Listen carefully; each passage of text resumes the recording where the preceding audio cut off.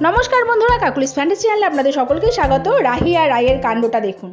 खाटेर पाश थेके बालिश टालिश सब फेलेছে আর আমিও হাত লাঠিটা নিয়ে এসেছি।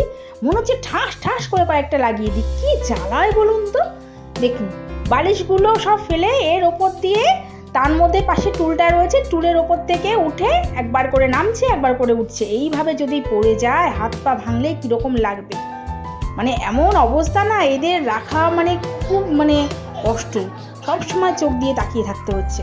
আর এই ভিডিওটা একটু দেখুন। এটা হচ্ছে নন্দোৎসব যেদিন হয়েছিল, মানে জন্মাষ্টমীর ঠিক পরের দিন একটু নন্দোৎসব সবাই করে, আমিও করেছিলাম। এই একটু পোলাও, আলুর দম আর একটু পায়েস, সেগুলো একটু রান্না করে ঠাকুরের সামনে ভোগ দিয়েছিলাম। তার মধ্যে কি বলুন তো, এখন এরা যেহেতু বড় হচ্ছে, দুষ্টুমিগুলো বাড়ছে বলে না আর সেরকমভাবে কিছু করা হয়ে উঠছে না। তো এই বছরটা যাক এরকমভাবেই কাটিয়ে দিলাম। এর পরের বছর চেষ্টা করব যে অনেক বড় করে করার আর কি। আর আমার গোপালকে সাজিয়েছি, কেমন লাগছে বলুন তো পরের দিনের সাজানোটা। আর পাশে সেই আমার ছোট্ট গোপালটা, দুইজনে মিলে বসে আছে। ও এরই মাঝখানে কিন্তু একটা কথা আপনাদের বলা হয়নি, সেটা হচ্ছে আমি না চাইছি আমার মনাদের, মানে আমার রাহি আর রায়ের জন্য দুটো ছোট্ট ছোট্ট গোপালকে নিয়ে আসবো। তবে এখন ওদের প্রতিষ্ঠা করব না, গোপাল দুটো ওদের হাতে দেবো, ওরা এখন পুজো করবে। মানে ওরা তো দেখেনি যে আমার গোপালকে নিয়ে চলে যায়, নিয়ে গিয়ে তারপরে সেই গোপালকে আদর করে বাসি মুখে, বা দেখা যাচ্ছে মাছ ডিম খাচ্ছে সেই অবস্থায় গোপালকে দেখা যাচ্ছে আদর করছে। তো একটু খারাপ লাগলেও কিছু করার নেই। তো আমরা লাস্টে একটা ডিসিশান নিলাম, মানে আমি আর রাহি রাইয়ের বাবা, যে ওদের ছোট্ট ছোট্ট দুটো গোপাল এনে দেবো আর অনলাইন থেকেই কিনবো, কিনে ওদের দেবো, ওরা যাতে খেলার ছলে পুজো করে আর কি। এই করতে করতে ওরা শিখে যাবে। আর আমার ভোগটা একটু ভালো করে দেখিয়ে দিচ্ছি। প্রত্যেকটা ভোগের মধ্যে আবার একটু তুলসী পাতা দিচ্ছি, তুলসী পাতা না দিলে তো ভোগটা ঠিক হয় না। তো এখন তো সবে আস্তে আস্তে মানে জেনেও না জানার মতন অবস্থা হয়ে গেছে। আর এটা করেছিলাম, এই পোলাওটা দেখুন এই রান্না হচ্ছে, ওর বাবা করেছিল। এটা হচ্ছে গিয়ে মানে বাইরের লোকের খাওয়া, বাইরে মানে হচ্ছে বাড়ির লোক প্লাস যাদের দেওয়া হবে তাদের প্রসাদের জন্যটা আলাদা করেছিলাম। আর সঙ্গে এই আলুর দমটাও করেছি, একটু বাদাম বাটা দিয়ে একটু আলুর দম করেছি, যে নিজেরা খাবো, তারপরে মানে একটু সবাইকে দেবো আর কি, সেই কারণে। আর একটা জিনিস আপনাদের দেখাচ্ছি, এই হচ্ছে তাল। আমার জীবনে প্রথম আমি এইভাবে তাল মানে ভাঙলাম বা তাল বার করলাম। আমি কোনোদিন আজ পর্যন্ত তাল কিভাবে মানে বার করতে হয় সেটাও জানি না। তো একটা ঘষার জন্য একটা মেশিন ছিল, সেই মেশিনটা না কোথায় রয়েছে খুঁজেও পাচ্ছি না। তো মা বলছে যে হাত দিয়ে তালটাকে ছুলে নে। দেখুন আমার মেয়েরা কীভাবে মানে দেখছে, পাশেও দিদুন আছে। সত্যি বড় খাটনির কাজ, এত যে খাটনি সেটা আমি জানতাম না। এই প্রথম দেখলাম যে তাল মানে গুলতে কত কষ্ট, সেটাকে আবার গুলে তারপরে আবার সেই ছাঁকনি দিয়ে ছাকার ব্যাপার থাকে, মানে সত্যিই খুব কষ্টের কাজ। পাশেও দিদুন বসে আছে, মানে আমার মা আবার একটু সবজি কেটে দেয় আমাকে রাতের বেলা এসে, কারণ আমি একা তো পেরে উঠি না।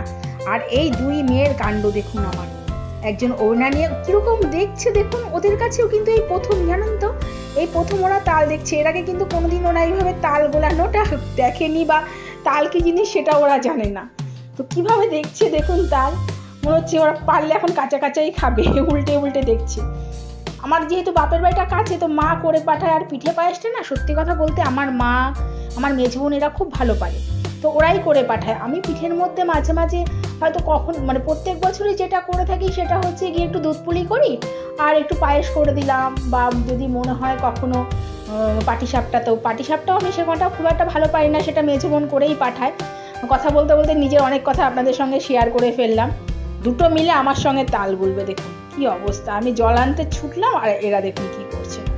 তো আমি আর বাবাকে বললাম তুমি এক কাজ করে একটু ভিডিওটা করে দাও, তোমার মেয়েরা কি করছে দেখুন। হাত দিয়ে দুজনে মিলে দেখুন, আমাকে কাজই করতে দেয় না। এরা জানে না সব থেকে মানে কষ্ট লাগে কি জানেন তো, ঘুমানোর সময় যায় এমন জ্বালায়, ঘুমানোর সময় সেরকম খাওয়ার সময় জ্বালায়, নিজেরা তো খাবেই না। আর আমার ঝাল তরকারি দিয়ে ভাত মেখে নিলে সেগুলো খাক না খাক সেগুলো ছুঁড়ে ফেলার একটা অভ্যাস হয়ে গেছে। মানে আমাকে এরা খেতে দেবে না, এর জন্য এদের মানে এমন অবস্থা সবাইকে খাইয়ে না আমাকে রীতিমতো অন্য ঘরে গিয়ে দরজা বন্ধ করে খেতে হয় এদের জন্য, যাতে এরা আমার সামনে না আসে।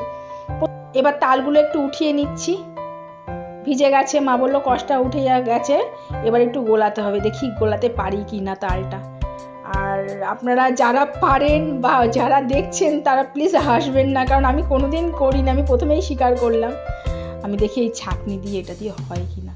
বাবা এই যে কি বিরক্তকরের কাজ কে জানে বাবা।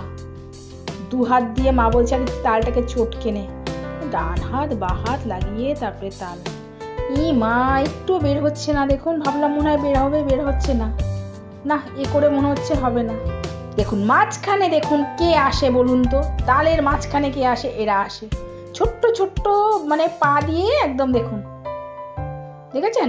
আর আপনাদের তো বলা হয়নি, ওদের কিন্তু এই নুপুরগুলো না নতুন নিয়ে এসেছি রাহি রাইয়ের। ওই দেখুন কাঁচা তাল খাচ্ছে। বাবা বাবা, এই প্রথম ওরা তাল পেয়েছে, কিরকম করে আঙুল দিয়ে চেটে চেটে খাচ্ছে দেখুন। দেখুন চামচ দিয়ে একজন হাত দিয়ে তাল খাচ্ছে। কাঁচা তাল কেমন লাগে বলতে পারবো না। এবার আমি অবশেষে তালটাকে জাল দিতে বসিয়েছি। একটা সসপ্যানে করে একটু জাল দিয়ে নিই, তালটাকে জাল দিয়ে একটু শুকিয়ে তারপরে ফ্রিজে রেখে দেবো। তারপরে যখন বড়া করব তখন ওটাকে বার করে বড়া করে নেবো। কারণ সত্যি কথা বলতে এই যে কি মানে অধৈর্যর কাজ, এটা করতে গিয়েই বুঝেছিলাম। যাই হোক, কেমন লাগলো অবশ্যই আমাকে কমেন্ট করে জানাবেন। আজটাকে এই পর্যন্তই রাখছি।